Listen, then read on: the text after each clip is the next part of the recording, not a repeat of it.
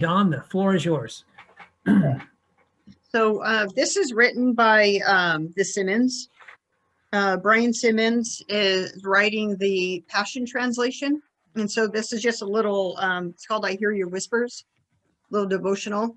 So today for March 2nd, the title of it is Release Your Strivings. I have taught you in the secret place, and you have learned the ways of my spirit. I remind you this day, do not strive, but rest your heart in the quietness, and I will do what you cannot. Anxiety and striving are the enemies of your peace. When I give you a task, I give you the grace to accomplish it. I never lead you into failure or give you a mission only to make you fail.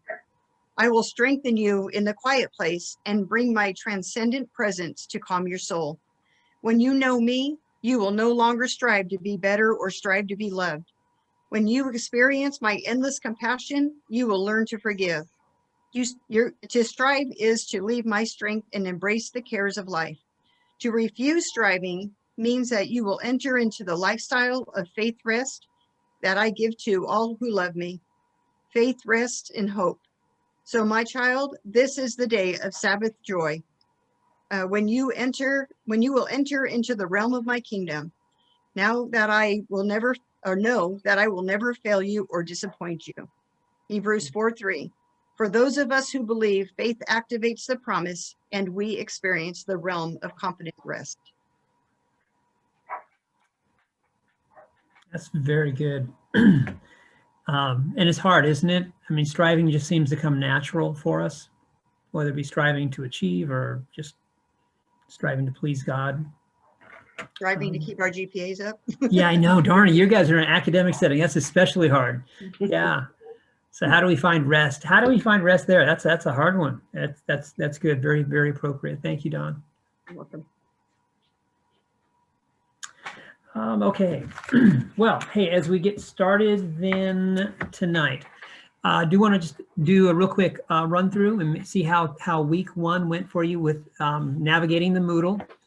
And again, thanks, Terry, for pointing out a couple of the forums that weren't set up appropriately for you guys to be able to access them. But I hope it didn't cause anyone too much stress early in the week, and I hope we got it straight. And I hope the forums that you'll see coming up here in week two, I went through and found, again, they were kind of set funny, but I was able to readjust them to get them back working properly. So any questions about the first week and about how the either lessons went? I haven't had a chance to look at too much, but I know we had some questions about the assignment where you were to do a text or an email with another student in the cohort. Any questions or any other hangups as we move forward? Go ahead, Terry. Not so much a question, but the group one with the text, we did that. And then this week we have another one. It's a slide. I'm going to, I was going to talk when we get to week two on that, Terry, and I was going to suggest, I'm going to take that group one out. The slide thing, it just seems, it's working really hard to, I mean, it's a clever thing, but I'm not sure it's really getting to the point. I was going to redo that to make it an individual assignment. And I was wrestling. Did you get a chance to look at it, Terry? Yeah, I did. I printed out all the stuff, but it was what I was going to say is, do you want us to pick our partners again, or do you want to assign them, or? Yeah, tell you what, yeah, let's. But it's here. Yeah, no, I see it, and that was a question. I didn't know how that worked best. Why don't we have you guys select partners, and if you think it's okay, we'll go ahead and go with the slide project as it is. I don't want to make it more awkward or more difficult in our separated virtual class. But yeah, we can do that with partners, and then just have each person in the pairing could. Can we choose we'll our get partners? with the grade for that. Yeah, you want to just. Can we do that real quickly? Yeah, let's do partners together then. Okay. Who wants to partner with me? Robin? Okay. Okay, Robin and Don are partners. Okay, for that's, what's it, 2.5, I think it is? I need a partner. Okay, Pia needs a partner. Fine. Okay, Terry? Okay, So Terry and Pia. Shayna it does. This is gonna make it okay. So who's gonna partner with you, Andrea? Shayna. Okay, okay. Awesome. Yeah, so you'll see it on 2.6 is the assignment. It's called the Keller Google Slide Project, and yeah, it's dealing with. We may get a chance to touch on it. If we don't, it just comes right out of chapter 1, dealing with the idea of justice, and especially, oh my gosh, who has Dawn? Because Dawn knows the Hebrew now. Because one Not of the really. key, yeah, one of the key phrases there in the Google slide is going to be that phrase mishpat, which is the word that we translate as justice. But it's our justice is a little flatter than the Hebrew's word mishpat. It has a little more variety of meaning. So anyway, I think Keller does a really nice job of dealing with it. So the idea in the group project is to talk to somebody about both those concepts and restorative justice, and then how it fits, and then make a slide project the two of you collaborate on. Can, Yeah, do we have to use Google? I don't know how to do Google Slide. no, I don't think you have to use Google. Can Is we there use a PowerPoint? Would be fine with me. I'm actually better with PowerPoint myself. Okay. Yeah, me too. That was part of why I was hesitant even about doing it, Terry, because I said I don't want to make it more complicated. I can see in the way that the week is laid out, that's the one time where we ask you to really to interact in a way beyond the forum. And there is I think an educational value in that, but I didn't want to add it to where it becomes more complicated and therefore more difficult, makes your week harder. But yeah, go ahead and do a PowerPoint. That'd be fantastic. Okay. Professor John, Yes, before go we ahead, move on, Mhm. for the last assignment with a group discussion or partner, Yes. I did my, but I don't know what to, after when you come up with the writing, submit it to your friends and they answer back and then you rewrite everything, that's it? Or what did I need to do? Because I, Yeah. Okay, that's for the final one of week 1. yeah, That do was. I need to do anything else or you got them? Because I don't know what to submit all those stuff. Okay, yeah, issues of interpretation.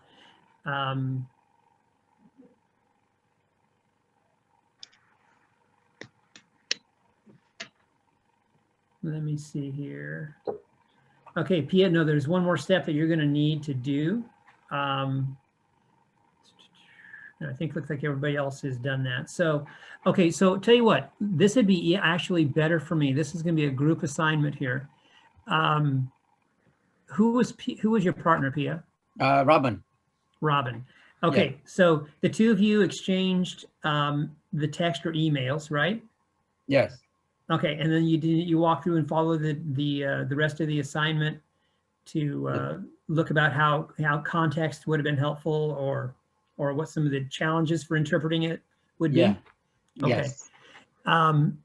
Now then once you do that, there should be a port for you to upload, and maybe someone else who did it this week can walk you through what would be the how did that go? Because But Pia, there's a you're right. there's a multiple exchange information like back and forth. So how does that work?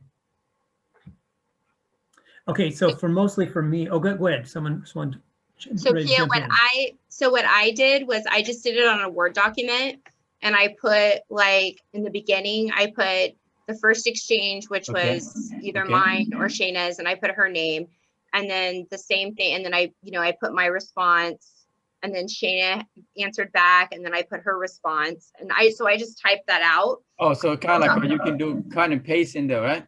Yes, You can cut- absolutely. You could cut and paste, or you could type it out, however you want to do it. Okay. Okay.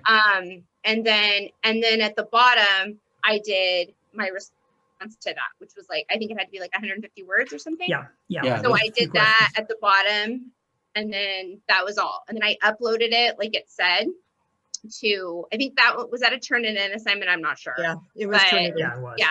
So that's how I did it. I'm not sure how everybody else did it, but that was just how I did it. You cover all those into a Word doc, right? Correct. Yes. I put Okay. it in a Word doc and then I submitted it. Oh, Yeah, okay, okay. it'll probably be easier for you to type it out the way Andrea said, because when I copied and pasted from the email into the Word document, kind of gave me some formatting issues. Yeah. Okay. Yeah, it will do that. Yeah, a lot of times they're not a natural flow right there. So when I I mean- submitted it, it looked like it was different, but as long as all the information was there, that was all I cared about.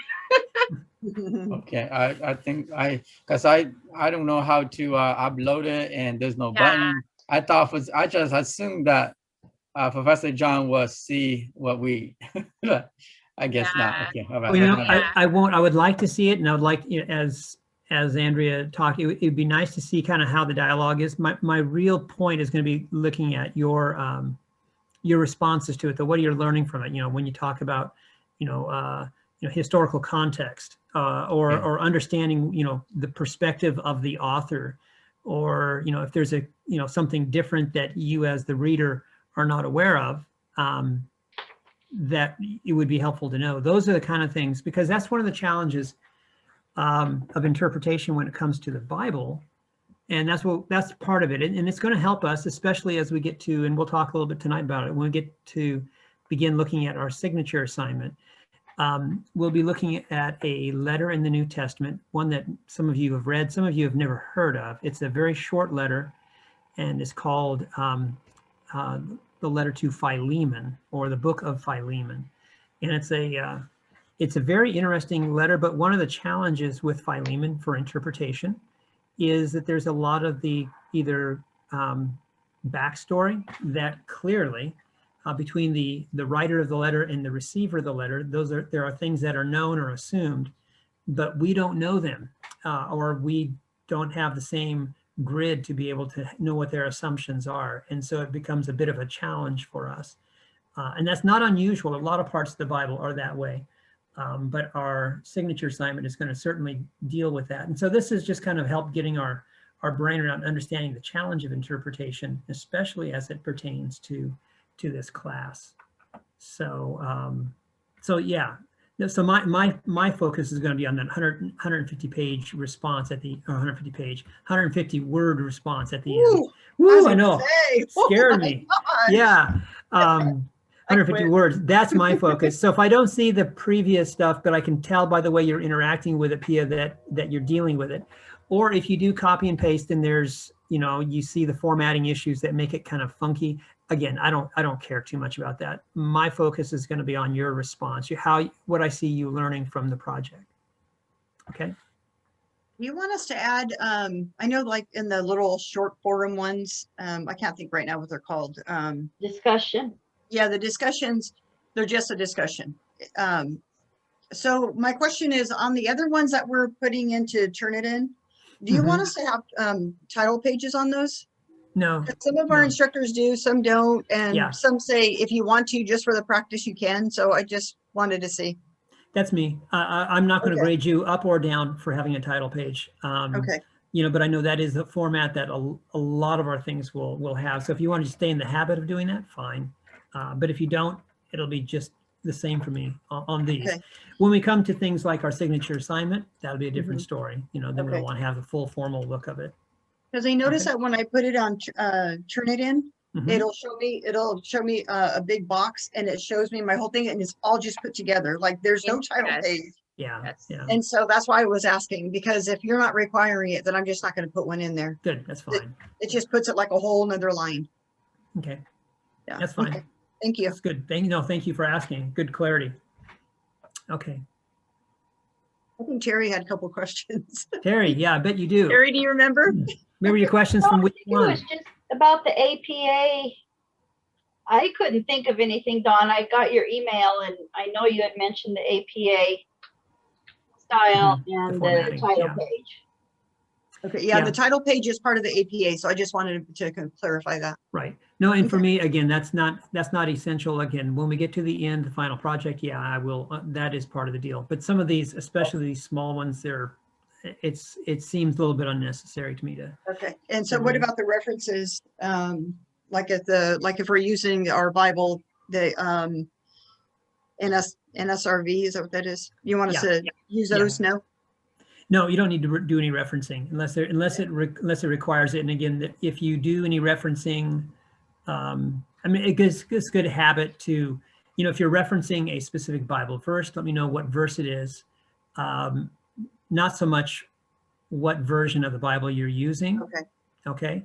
And if you're doing in something a reference of an outside work, certainly cite it, but you don't have to do it like with a reference page unless we're doing a signature assignment. And for the signature assignment that we'll be doing in this class for Philemon, it's really not necessary. But we'll, I mean, not because if you're citing something, you wouldn't have to cite it. If you're citing something, we need you to cite it properly. But finally, Philemon in the assignment doesn't really require that you go outside for outside sources. okay. Okay.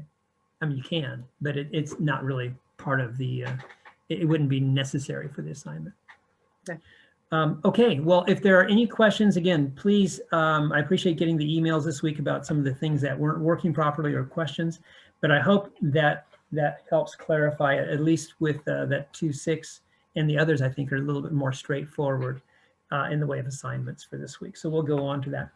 Okay, well, tonight I want to just talk a little bit about as we get really rolling. Last week was a good introduction, but this week we're looking at the Bible as a whole and moving through some of the ancient stories. We started a little bit with that last week in Genesis and are looking at some of the other parts of it, especially as we move in the Bible to understand covenant. You'll see some videos this week that deal a lot with what the idea of covenant is.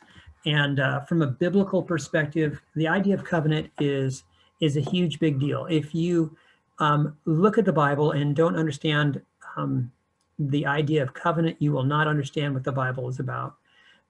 Because while the Bible is much more than just covenant, the idea of us being in a relationship that has responsibility on both sides of that equation, that's kind of the core of what an idea of a covenant is.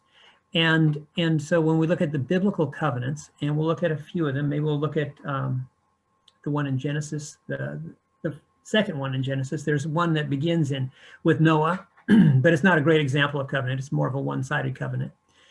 There's the Abrahamic covenant we'll touch on tonight. One of our assignments looks at that, but we'll look at it a little later.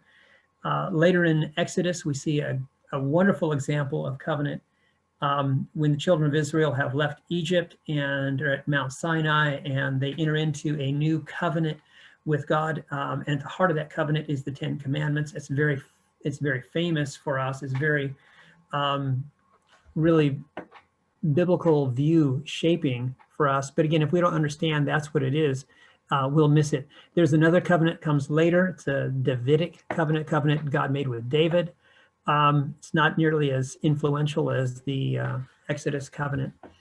And then, of course, as we look at the New Testament, we see that's exactly what Jesus had in mind when he used phrases like, this is my blood of the new covenant, as he institutes communion and things like that, that Jesus really saw his life and ministry as an establishing of a new covenant, not the old covenant that we hold in the Old Testament, but something new and different, which also helps us as we think about how to deal with some of the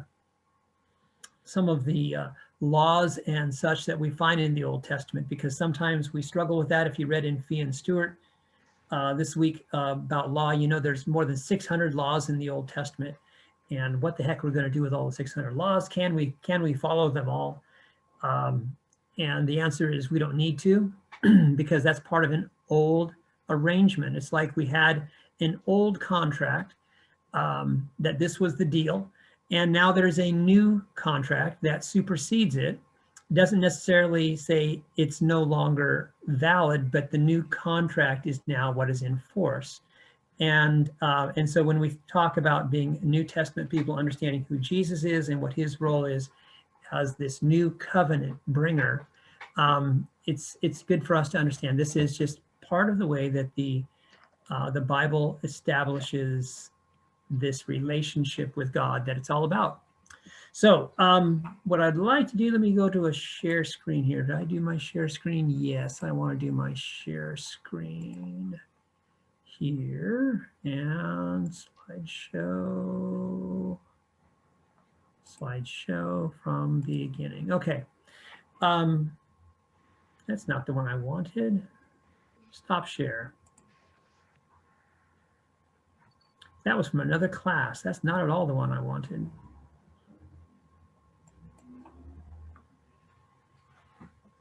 Okay, this is going to take me just a second here. Let me pull this and save it.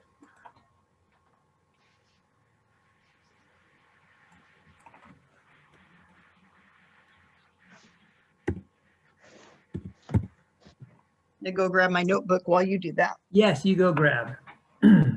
Okay, see if I can pull it up now. Go to my Zoom, go to my share.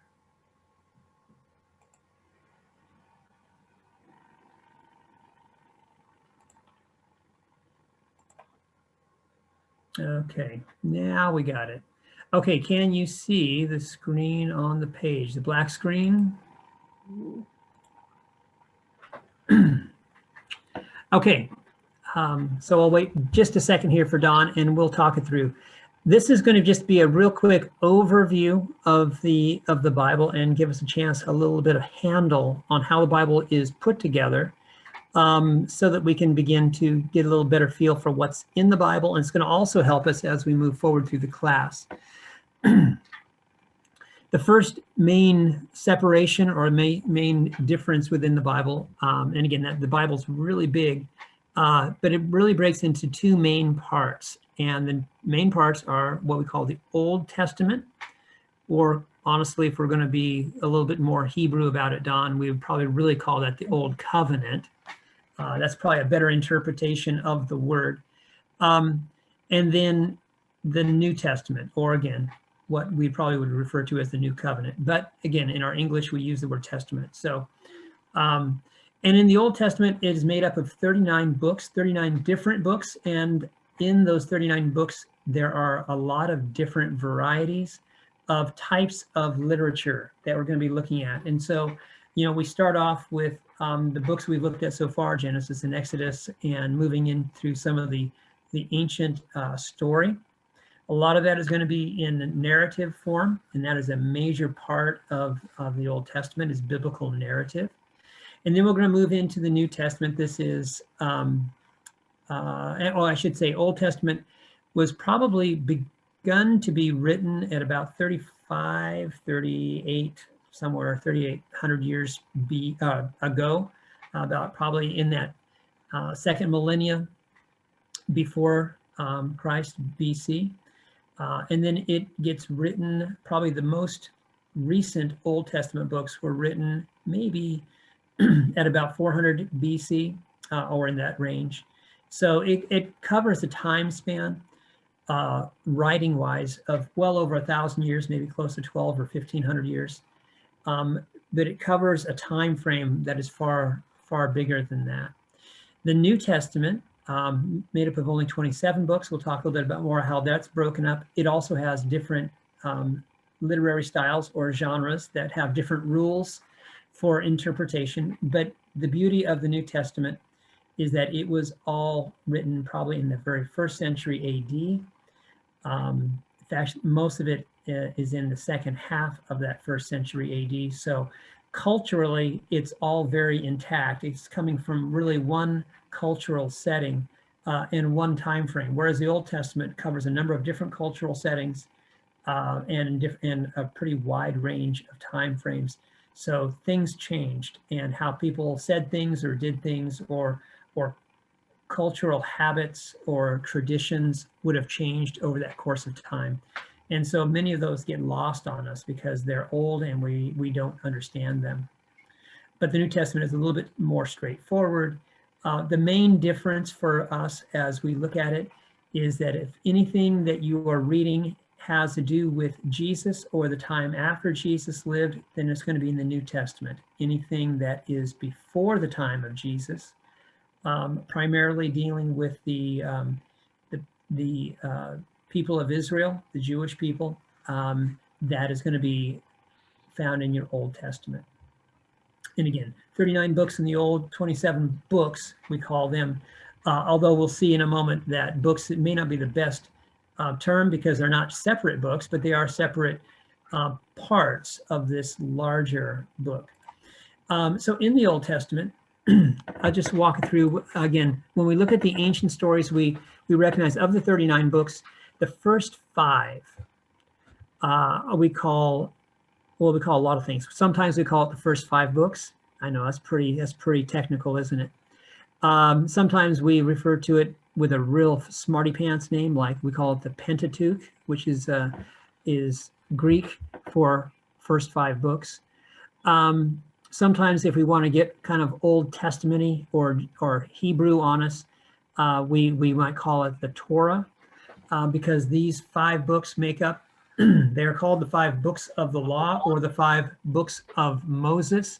So sometimes that word Torah, T-O-R-A-H, is kind of a Hebrew word, but a Jewish person would refer to these as Torah. And so that becomes kind of foundational for the rest of the Old Testament, that we begin with this ancient history, both beginning at creation, but mostly from Exodus, Leviticus, Numbers, and Deuteronomy, covers the time of Moses, when the law is instituted, when this covenant under Moses is instituted, when the children of Israel are becoming a nation and have a self-identity of a people who are a separate and distinct people in relationship with God. And God begins to, with his laws, begins to establish what it means to be distinct or different from the rest of the world around them. And again, some of your readings last week, as well as this week, kind of feature that part of our Bible.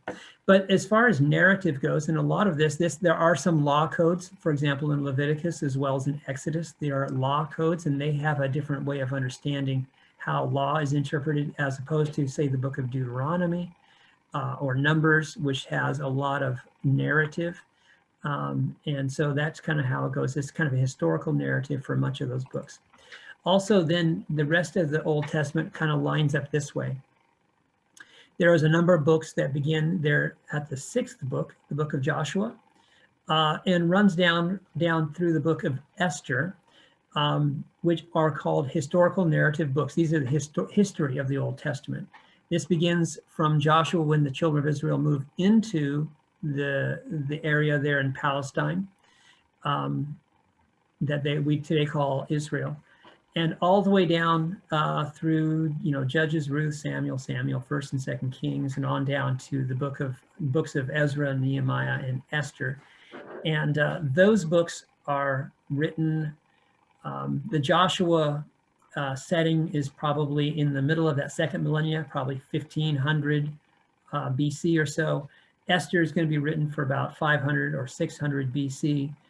Nehemiah more likely in that same 600 or so BC time frame. So there's about 1,000 years in these books, history kind of told in a narrative fashion that encompass roughly about 1,000 years of the nation of Israel's history. Now, most of our Bibles don't say history.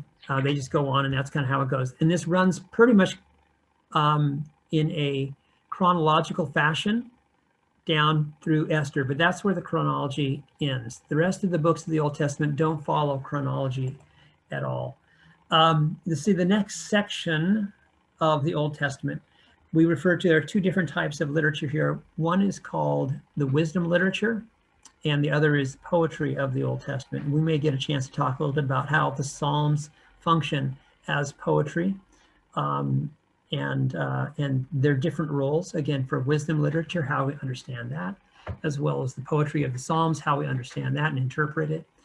And then the final part of the Old Testament is a long section, and it's probably the section that most of us as 21st century Christian readers know the least about. And this section is referred to as the prophets. beginning there at Isaiah, running down through the last book of the Old Testament, the book of Malachi. These are books that often we overlook or don't spend a lot of time looking at. But when we get to that point, we'll talk a little bit about the prophets and how they can speak to us today. And you'll notice as we're reading through Keller, especially when he's talking about justice issues, you see that justice issues, he goes into the prophets quite a bit, because both coming out of the law parts in Leviticus and Deuteronomy, as well as moving into the prophets, is where most of our understanding of how to live out this new mishpat, this idea of justice. How does it get worked out? And what does it mean for us as a people of God, a God who is a God of justice? How do we become people who care about justice as well? And so again, you'll see Keller deals a lot with a lot of the verses he chooses will come out of this section that we refer to as the prophets. Probably most famous is out of this book of Micah, where it's, it says in Micah 6:8, what does the Lord require of you? Well, it is to seek justice, it is to love mercy, do justice, and to walk humbly with your God. And so that idea of justice is that word mishpat that Keller refers to in chapter 1. And it becomes kind of his jumping off place. And then again, that comes right out of one of the prophets. Okay, so the second main part is the book. So we see there's a lot of things. We have law codes, we have historical narrative, we have wisdom literature, we have poetry, and we have this prophetic literature, which is, again, it's a different type of book that we have to have special rules for interpreting. It's good and it can be a little bit confusing. The New Testament is a little bit different because, again, it's written in a very much shorter span of history, only about probably less than 100 years, certainly. That's going to cover the entirety of the New Testament. And it begins with historical books, which function very much like the Old Testament narratives. We have 4 gospel accounts at the beginning of the New Testament, and they are all in narrative form, and they all tell the same story from a little bit different vantage points for each of them. Matthew, Mark, Luke, and John all tell the Jesus story. That's why we refer to them as Gospels. They are stories about the good news of Jesus. And then the 5th book of the New Testament is called the Book of Acts, and or Acts of the Apostles. And it is also a historical narrative of that first generation of the early church after Jesus has died and been resurrected. And so we have 5 historical books. The first 4 refer to a singular life, and the second one is just what happened next in that next generation. And then that is the end of the historical record historically that we have in the Bible. It ends really in that 1st century. But that's not how the New Testament ends. In fact, there's a whole lot more to the New Testament. But most of the rest of the New Testament, in fact, none of the rest of the New Testament is in narrative form. It goes into a different type of literature. And this is in the New Testament. We find much of the New Testament is made up of letters written by somebody to somebody else. For the first bunch, this group here, you see Romans through Philemon. These are all letters that we have that we attribute to the Apostle Paul. And then there's a second group of letters. We call these the general letters. And they are letters written by other New Testament characters. The letters of Paul, we refer to, the title of the letter is to whom it was written. For example, the letter written to the Church of Rome, we refer to it as Romans, and on down. Some of them are written to churches, some of them are written to individuals, but they're all different types. And in the general letters, these are written, you see the title is the author's name. So it's a little bit different, but there's a handful of different letters that have been retained as being canon for us as part of what we hold as being our New Testament. The final book of the Bible is a book called Revelation. And this is a completely other type of literature of its own. And we refer to it as apocalyptic. It is a vision of events, both present as well as future. And because it is more in vision style, it is sometimes difficult to understand because of the imagery that is used, but it is the way the New Testament wraps up. But again, a different type of literature altogether.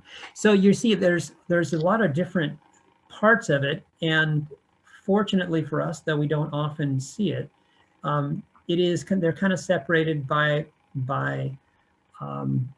literary style or literary genre, and into different categories, but often we don't recognize those categories because we don't talk about them. But that's kind of how the Bible is put together. You'll see here, it is down here that we find our book Philemon, and we'll talk about that tonight because that is going to be the signature assignment that we have to work through. And so we'll come back, but that's where we'll find it. It's one of the letters in the New Testament written by Paul. Oh, I didn't want to go there. I want to stop share. There we go. Okay, so before we go on, real quick, I want to take a moment and open up our Bibles because I think this is kind of an important piece. We've mentioned covenant being a key part of what the Bible story is about. So let's go ahead and turn in our Bibles. If you have your red NOAV, great. If you're just working off a New Revised Standard Version, that also is fine. But I want to start in Genesis 12. And that's kind of our key jumping off spot for tonight.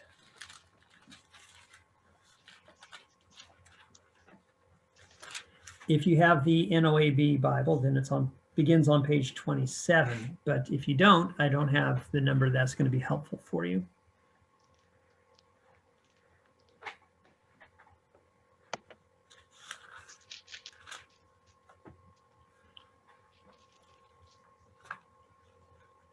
Now, last week, as we started out in the Bible, we started in Genesis 1, and then I invited you to read Genesis 2 and 3 as well. And then some of the ancient stories that follow that.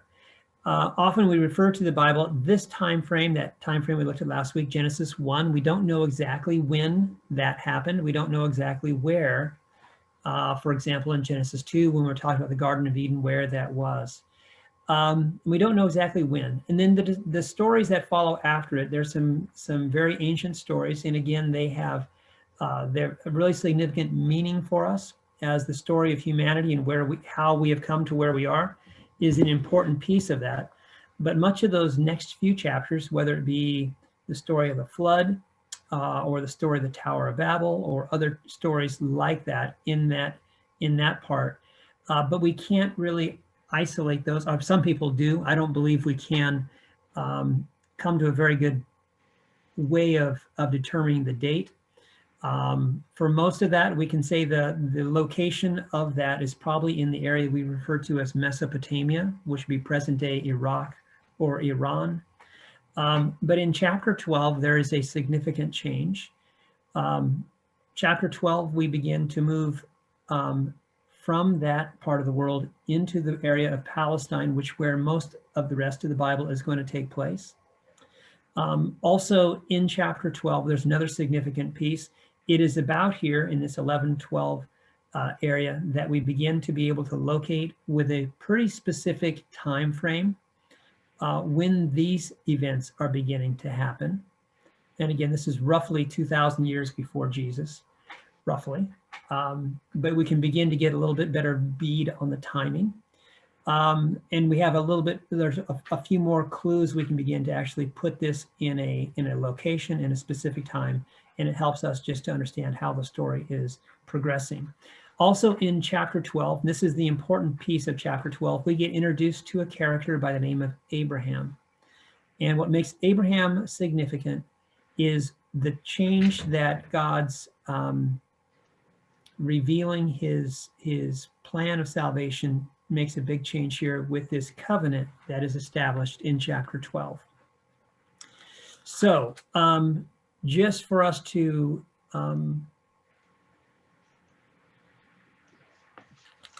just for us, the first 3 verses, I'd need someone who could read for me the first 3 verses of chapter 12. We'll take a look, okay, Andrea, and we'll take a look at this initial covenant that gets kind of restated and brought back further along in the story.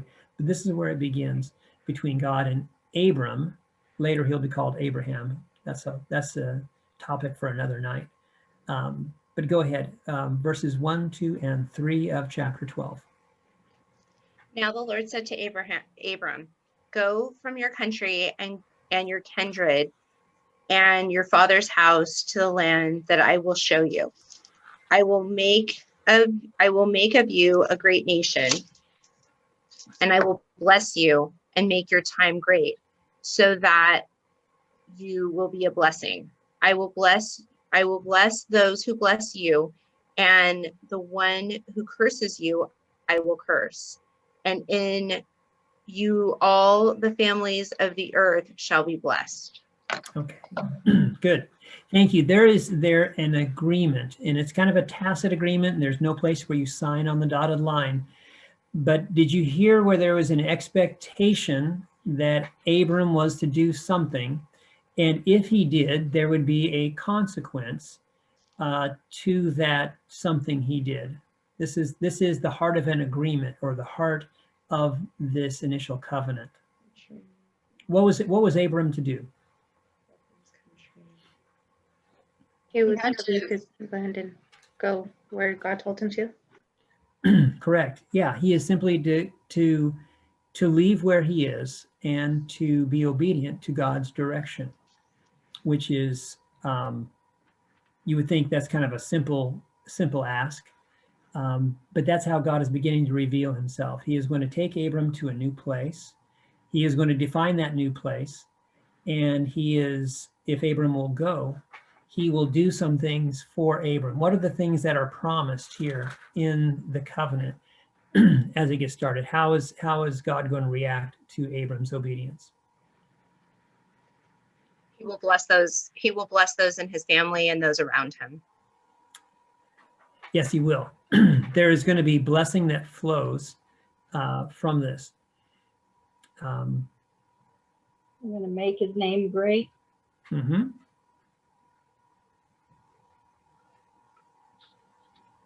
And the final piece there in verse 3. Well,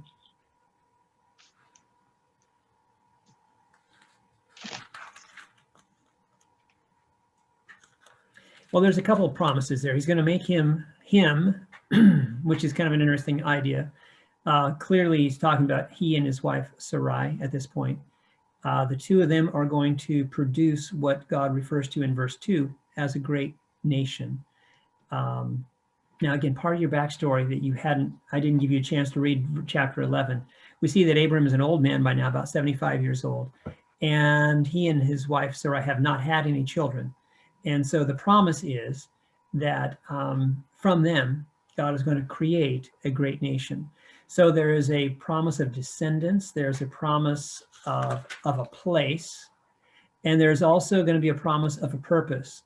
The purpose is at the end of verse 3. Did you hear at the end of verse 3 what is going to be the purpose for Abram's descendants, this great nation? I had to come back on. What? All of the families of the earth will be blessed. Right. And so again, there's this 3-part of the covenant. There's going to be as a people, a place, and a promise. And that promise is that it's not a blessing for Abram and his descendants. It's a blessing for all the world that is going to come through if Abram will do his part of the deal, which is, again, simply to go and be obedient to this new relationship that God is opening up to him.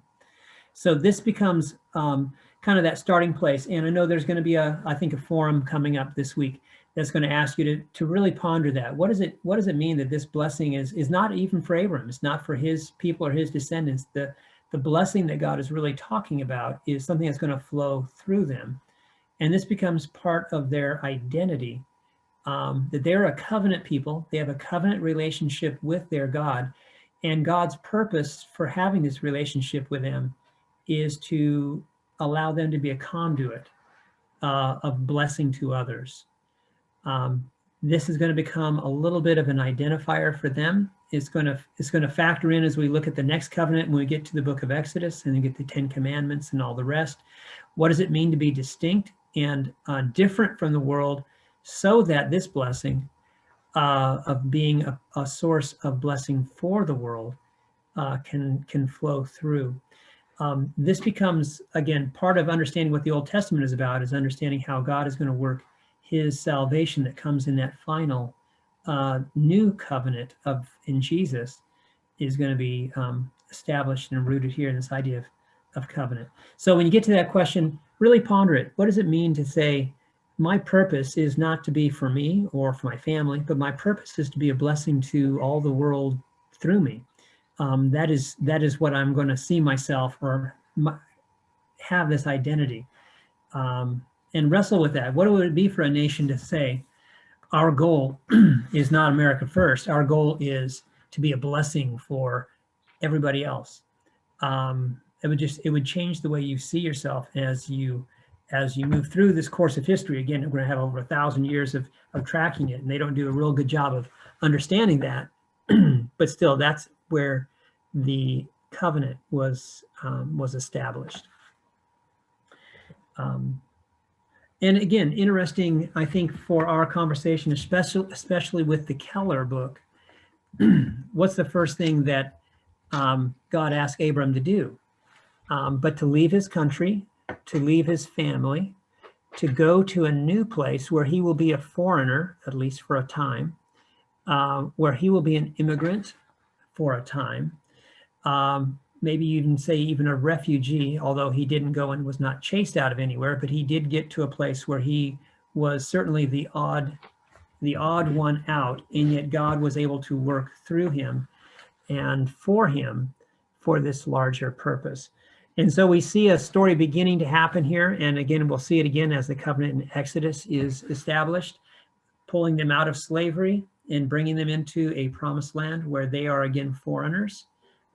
Where they are again the ones who are not from there, and so that's why I think we see so much in that early part about how to treat the foreigner in your midst, or how to care for those who are less fortunate, because the people were coming out of a position of having been the less fortunate, and so God is creating a people with a compassion level for that, and that's part of what the covenant is all about.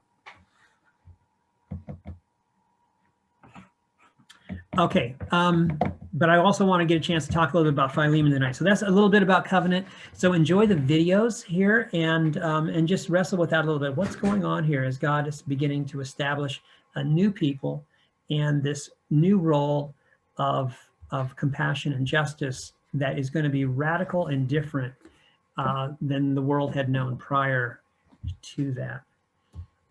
Okay, so for tonight, before we move into chapter 2, I do want to talk just briefly a little bit about the book of Philemon. So if you have, did we read Philemon last week? We didn't. No, we didn't. No, I thought we were stayed in Genesis. We'll take a real quick look at Philemon. Philemon is, again, towards the back of your Bible.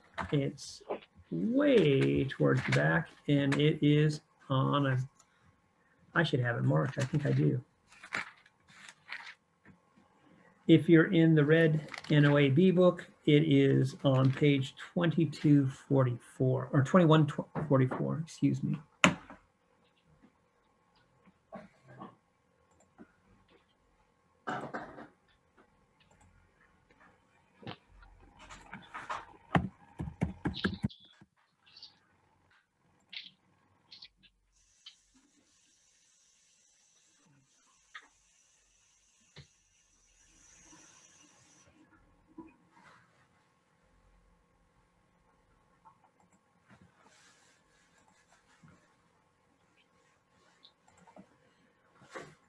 Okay, and I'm going to switch our screen real quick here, just to put it up here before us.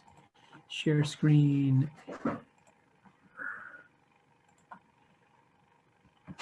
Okay, so you can read along in your Bible or you can read along on the screen here. But I want to just take a little bit of time and walk through this. There's six of us here. Maybe we can do this. I'll need a few different volunteers. Someone who could read the beginning, verse 1, through about verse 7. That makes, we'll break it smaller. Someone will go verses 1 through 3, and then someone reading 4 through 7. Someone who would read, say, 8 through. I still haven't found the page. I'm sorry. Can somebody tell me what page we're on? Okay, we're on page 2144. Okay, thank you. Okay. Or if we can read it here. Okay, we'll start. We'll get my first volunteer, someone who can read the hardest part of this book is verses 1 through 3. So who would like the hardest part? Because the names are the hardest. I will. All right, Don, thank I'll you. be Tear it up. courageous. Yes, 'Cause jump in. I always called this book Philemon. And what did you call it? I called it Philemon. Philemon. Yeah. Okay. That's okay. That's, I'm not going to argue with you. Well, I'm going to Um, mess up the sisters' names too. So hold on. Of course you will. And that's what we all do. And, Yeah. but I'm glad you just go ahead and butcher them. And that way Okay. everyone will feel free to butcher away later on when other names come up. There's Okay. not too many. They're mostly the beginning and the end, but go ahead. 1 through 3. Paul, a prisoner of Christ Jesus, and Timothy, our brother, to Philemon, our dear brother and co-worker, to Apphia, our sister, and Archippus, our fellow soldier, and to the church in our house. Grace to you and peace from God, our Father, and the Lord Jesus Christ. Okay, so before we go on, let me just say again that there's a couple of things that are kind of typical of the letters of Paul. One, he identifies himself, and he identifies a little bit about who he's writing to. He tells us he's writing to Philemon, but again, not just to Philemon. He mentions a few other people who he is kind of addressing this to. Apphia, Archippus, and the rest of the church that also meets in his home. So this is it's like a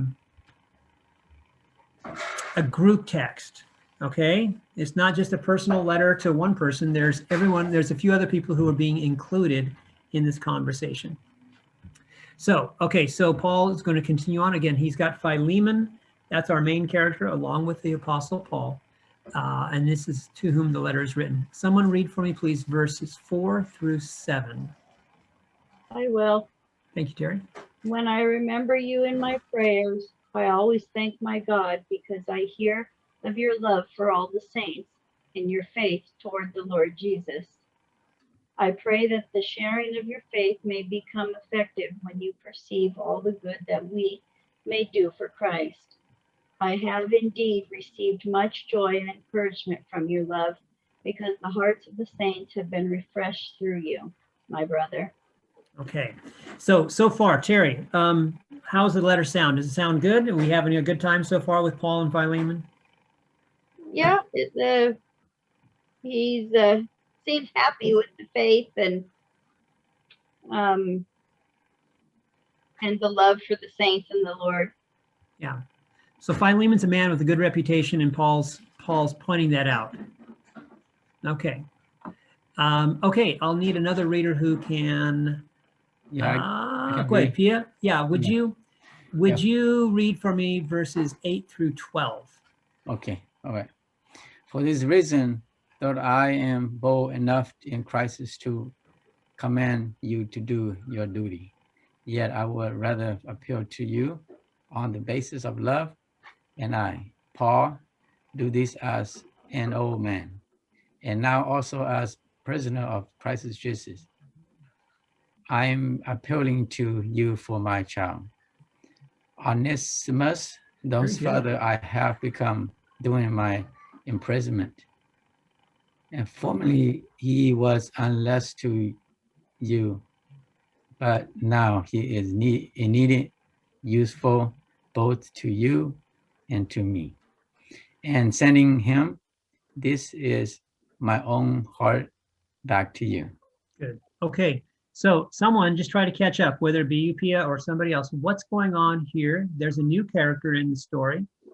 His name is Onesimus. And you did a great job, by the way, of just jumping in and spitting that out. That was good. Onesimus.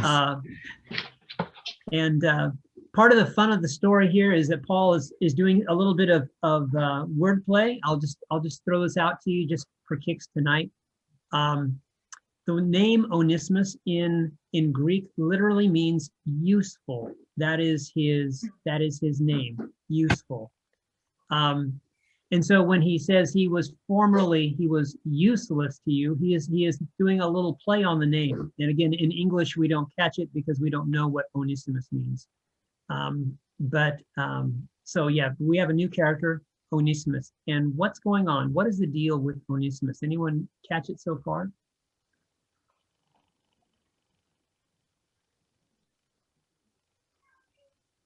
Yeah, okay, we haven't caught it yet. But there's one part right at the end there in verse 12. What is Paul doing with Onesimus? Sending him back for service. Right, he is sending him back to Philemon. Okay, now we don't really understand why yet, do we? We don't understand even what that's about. But we know that whatever it is, Paul is hoping that Philemon will do this out of his love. It's on a basis of love, I'm asking you for this. What this is, we're not sure, but it has something to do with Onesimus returning. Okay, a new reader, verse 13 through 16.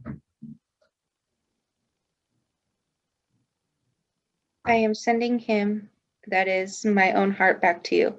I wanted to keep him with me so that he might be of service to me in your place during my imprisonment for the gospel. But I prefer to do nothing without your consent, in order that your good deed might be voluntary and not something forced. Perhaps this is the reason he was separated from you for a while, so that you might have him back forever. No longer as a slave, but more than a slave, a beloved brother, especially to me, but how much more to you, both in the flesh and in the Lord. Okay, so are we getting any more clues what's going on here? What is this returning of Onesimus about?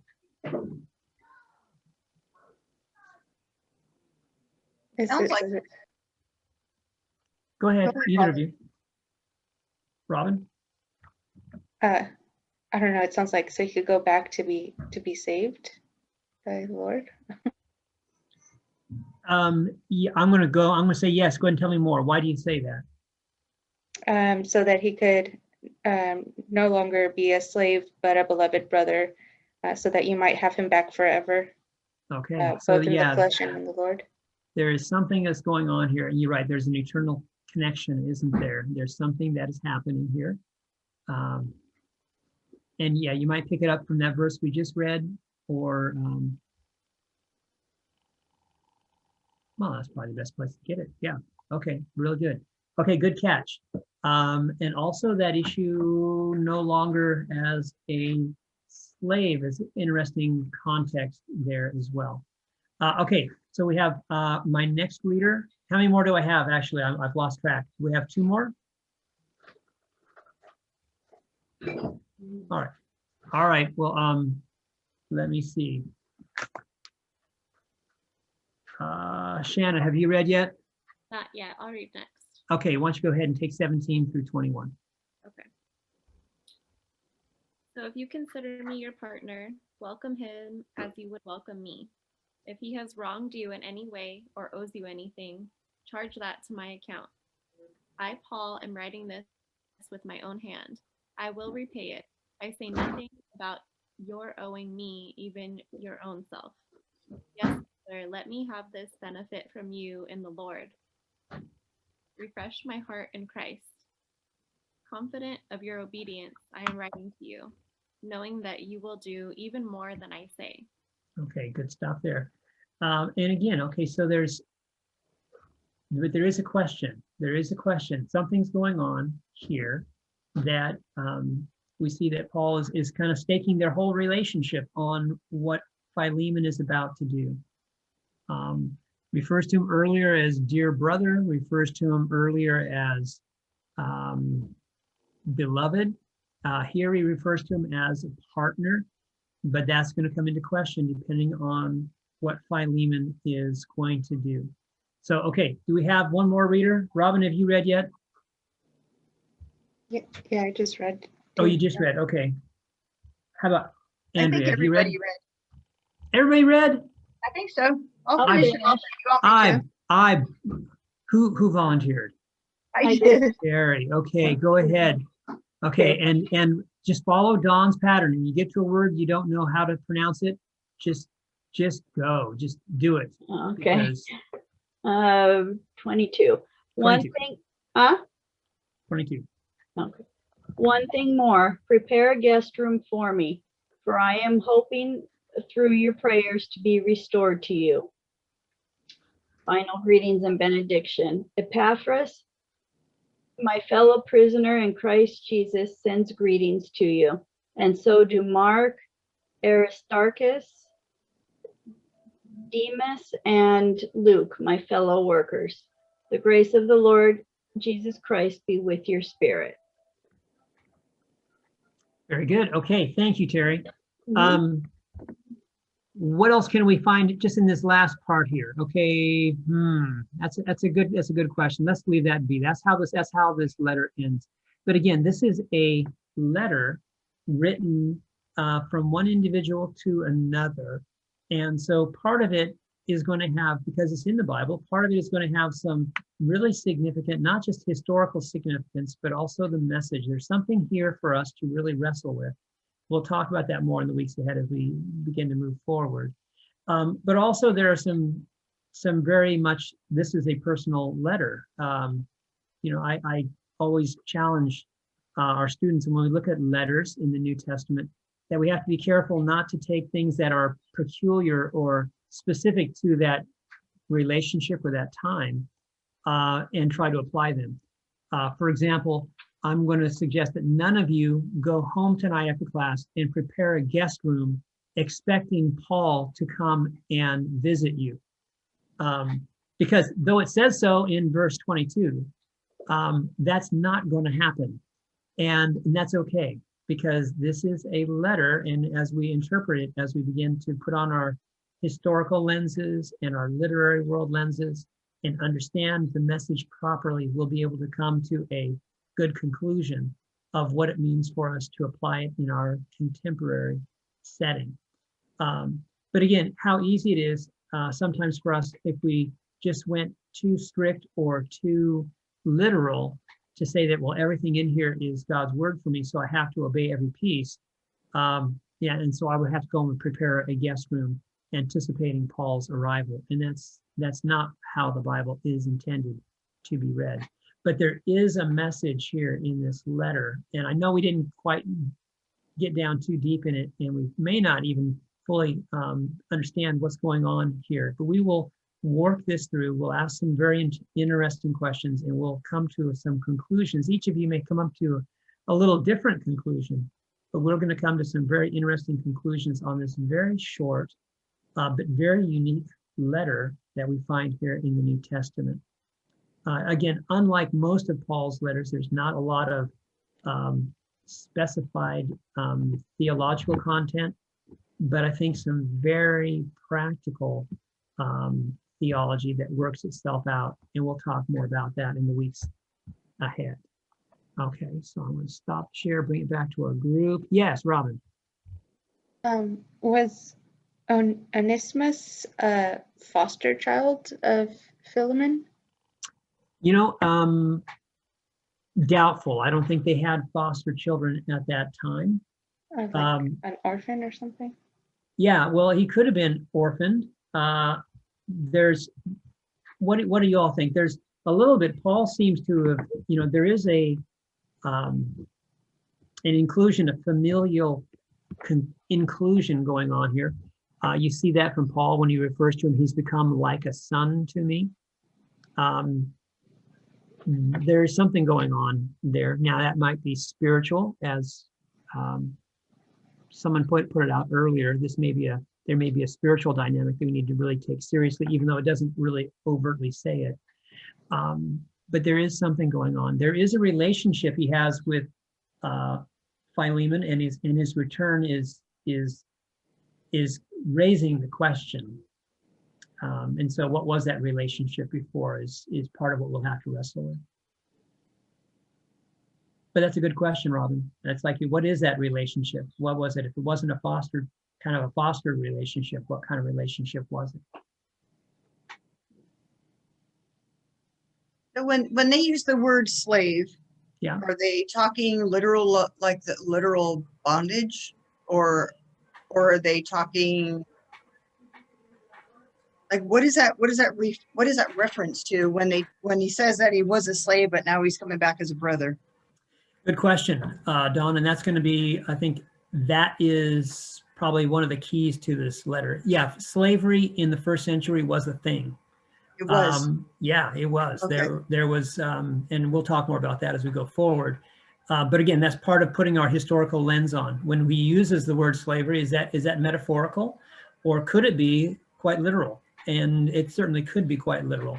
So that becomes part of the challenge for us as interpreters. What's Paul? How is Paul using that, and why is he using it?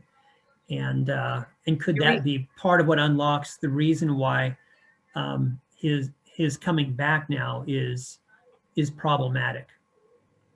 Do we have to go to the Greek maybe to see what that word slavery means, or the slave means in that context? No, it wouldn't help, because it's what the word is. The word is slave, doulos, and so it's a word slave, but it's just how we would interpret it. We would have to go into the historical context and just understand what was going on in the world around, and then have to do our best to just interpret. Because it could be that Paul's using a metaphor, but I think he's not. I think he is referring to slavery, and that was part of Onesimus's past. And so how does that factor into his present and his future is part of what's going on with this.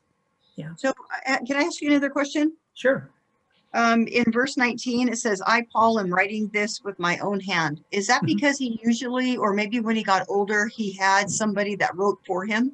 Yes. Yeah, that would be that. A lot of times they would have someone maybe who was, he would dictate it and they would write it down. Yeah. Okay. And so, but he's saying, no, don't think this is somebody else writing on my behalf or whatever. This is me. And I'm, Yeah, this because is a one-page letter. I can write it to you, my friend. You know? Yeah. Yeah, not like the Book of Romans, right? Yeah, right. Yeah, because I was just wondering, because I read some commentaries. Okay, thank you, baby. Go with Papa so we can get you dressed. Keep your clothes on. I was reading a couple of different commentaries in the past, and now I forgot what I was going to ask you.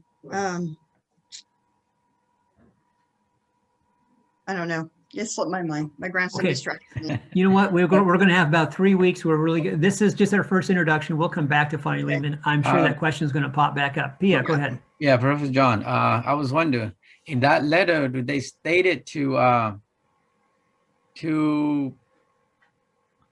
someone, or it's just a friends, acquaintance? Yeah, and a good question. And I would point you back to the letter, Pia, as we read it over again. Just look at the language and how he uses it. What do you think?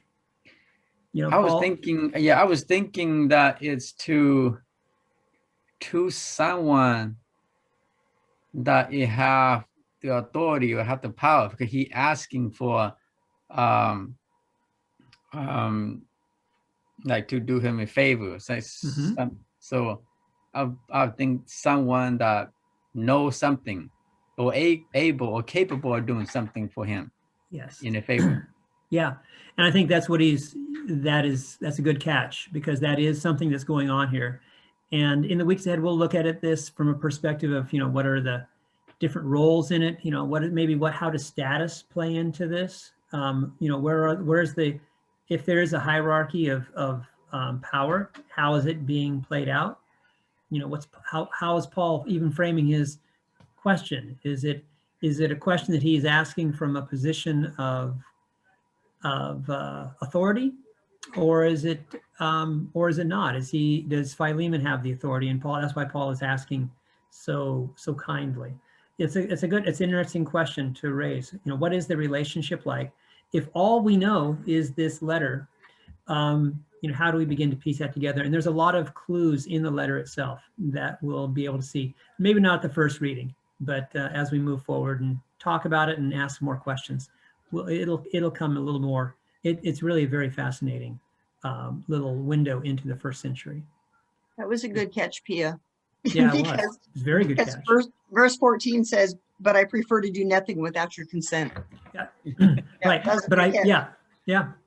So, yeah, so it is very good. What's going on here? Yeah, what is the relationship? So, good. Okay, I wanted to just introduce it more than grab it because it is going to be where we go. But again, being a small New Testament letter, with some of the peculiarities of understanding how letters function in the New Testament, really what's happening here? What's the message that we're going to be able to take away? And we don't have to come to it tonight.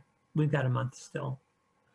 The Luke that he mentions towards the end of the letter, is that the same Luke that wrote the gospel, or is it too many years in between? No, it's most likely the same Luke. Oh, And okay. you when you read in the book of Acts, which is that book that follows Luke, really, you see that Luke becomes a traveling companion of Paul, and Right. so we expect that Luke is also that same one who became the author of Luke, and most likely that Mark is most likely again who you see in book of Acts, John Mark, who also we assume became the author of the Gospel of Mark. But so you see some names that you will recognize, and then there are people like Archippus and Epaphras who maybe are not quite as familiar to us, but again they play part of this early first century Christian community as well. Okay. Like it. All right, it's going to be fun. It's going to be a lot of fun. So, okay, any other questions as we jump into week 2? I have a quick question. Go ahead, Robin. In the New Standard Version Bible, you know how it has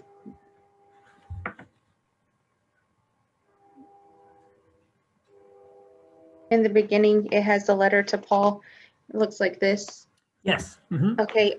What does the double V stand for Okay, let me take under a look. structure and interpretation? Let me take a look here. See if I can see what you're looking at. Put my glasses on, it helps.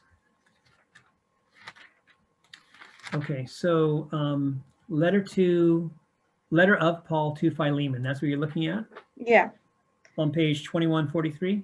Yes. And the structure and interpretation, Yes. that first line, there's a double V. What does that stand for?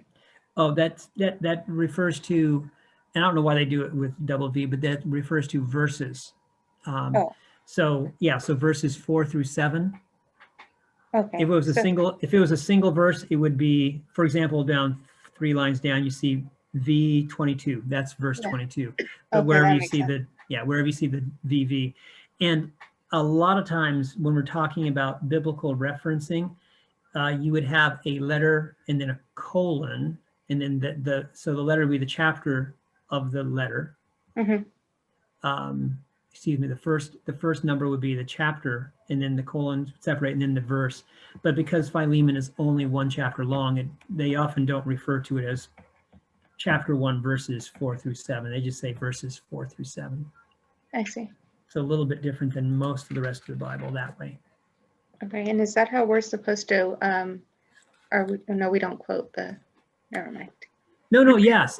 When we come to, especially when you come to the signature assignment, that will be a very good way of doing it. Either putting Philemon, 1 verses 4 through 7, or something as simple as this, doing V. I don't need to have 2 V's. That is kind of an oddity, but a way of referencing that you're looking at verses 4 through 7. So I know exactly where you're looking and what you're quoting. Okay. Thank you. That will be a good example for how to when our paper comes around. Okay, good question, Robin. Okay, well, I'm going to let you guys go and get into your evening then. I'm so glad all of you were able to make it, and we will continue praying for you and for all those other challenges that we're facing. Again, let me know if there's anything else that we can do to be of help, and we'll continue on. Okay? All right. All right. Robin, I'll get a hold of you. Sounds good, Don. Thank you. Yeah, I'll Okay, get good. it all taken Yeah. care of. Bye, guys. All right. Good night, All y'all. right. Thanks. Good night. Thank you. Good Mhm, night. You are very welcome.